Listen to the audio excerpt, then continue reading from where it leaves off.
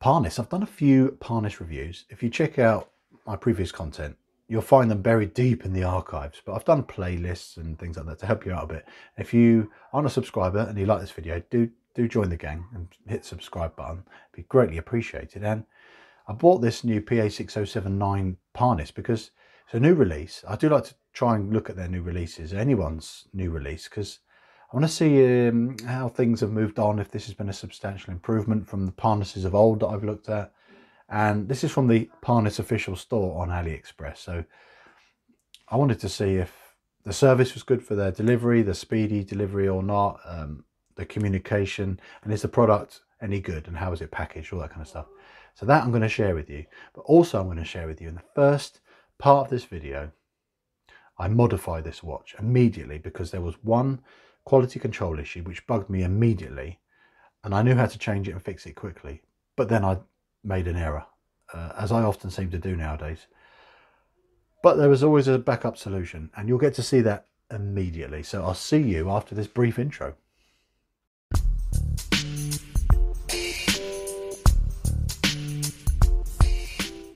So here it is. The way this video is going to work out is I'm going to start with the modification, which I'll immediately show you how I did and I'll rectify. Then I'm going to move on to the stats and the specs, and I'm going to rely on my good friends Cyclops and Minch. They will assist us with that process. Then I'm going to show you some nice outdoor shots. I wore the watch out and about, finally got some autumn sunshine between all the rain showers we've had to get a few nice shots, and this looks lovely in the light.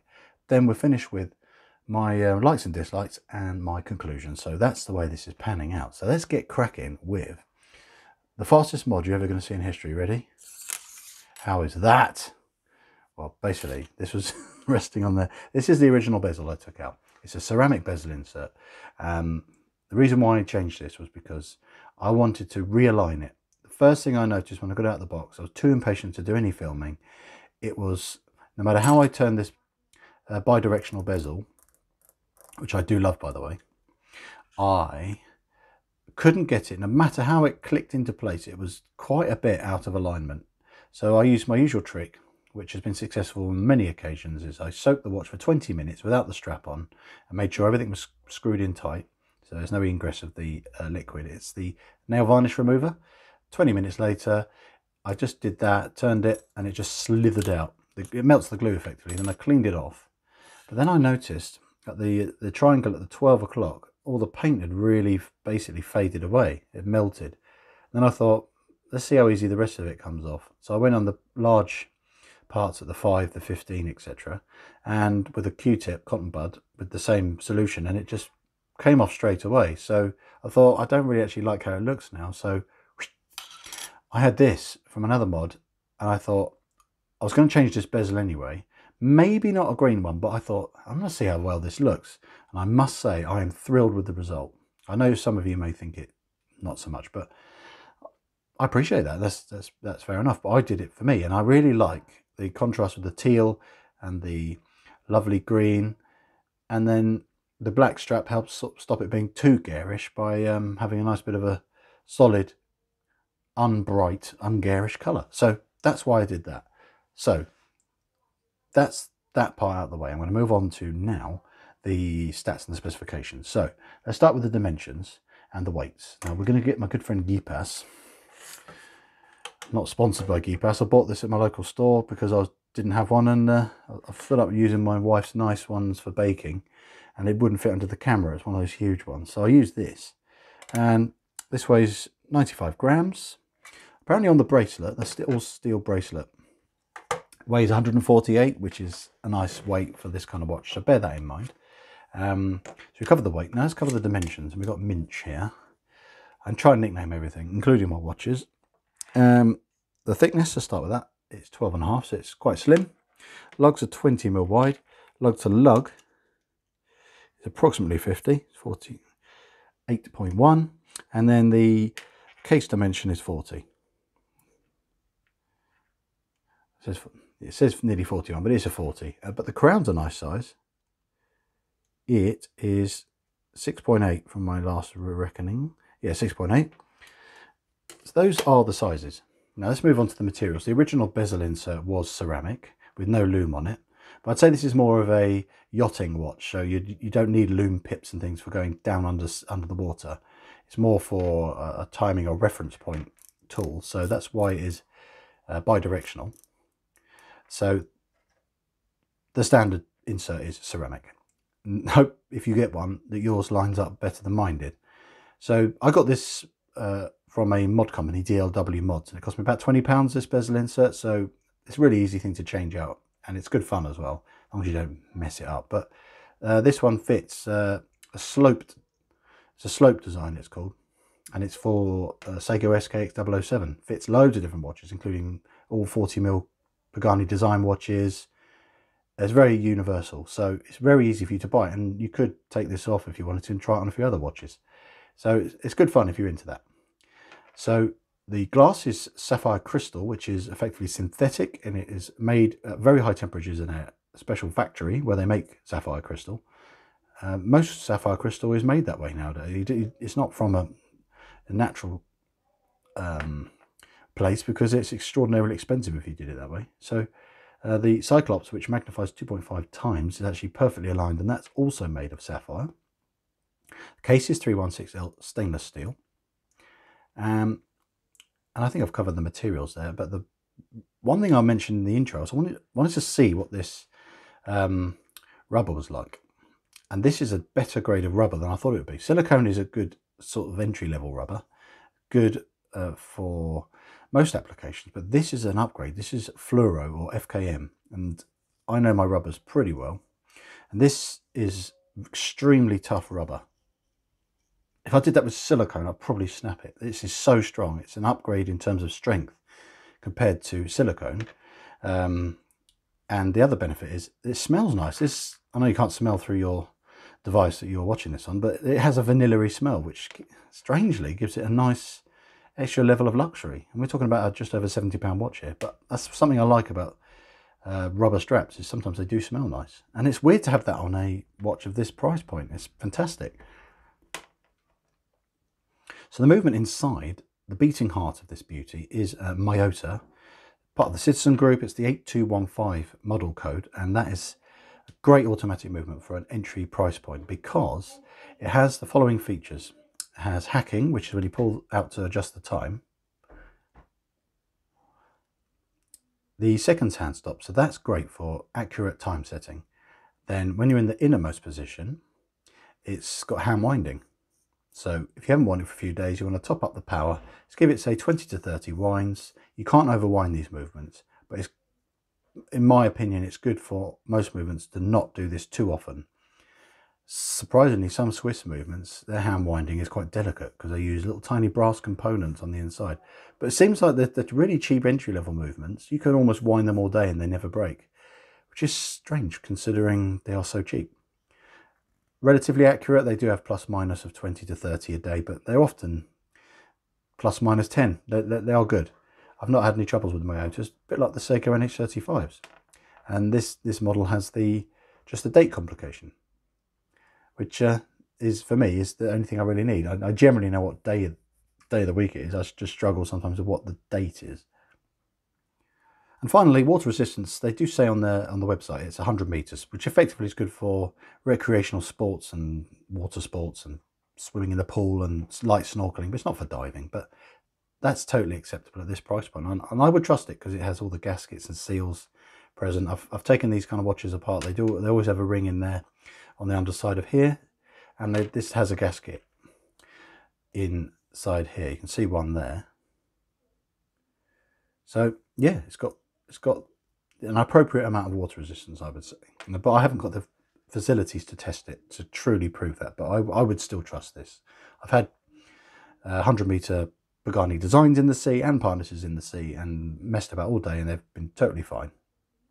So I've covered the stats, the specs, and those kind of details. Now it's time to check out Mr. Parnis, with a beautiful teal dial. What's it look like in a bit of sunshine? Here's a little slideshow just to show you.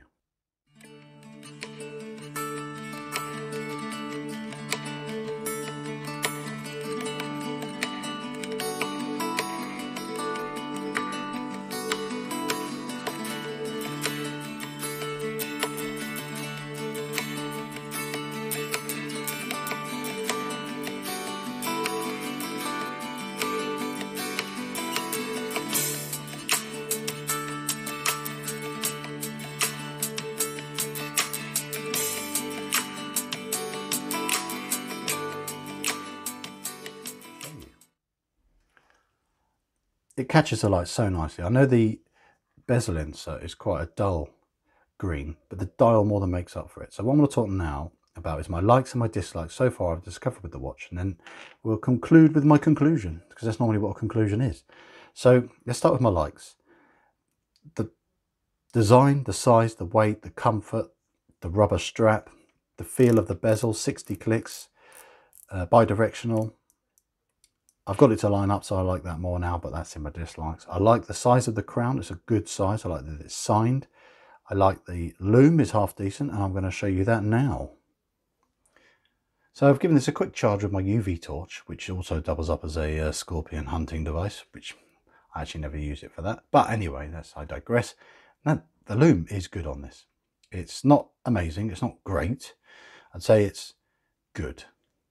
And the reason why I'm saying good is I'm referring in relation to previous Parnis I've looked at, which have almost been embarrassingly bad. So when it comes to Parnis, this is good.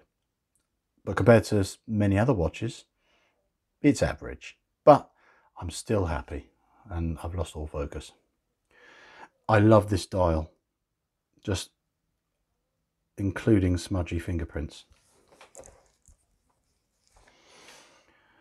It's a gorgeous teal colour with sunburst and lovely stripes on there.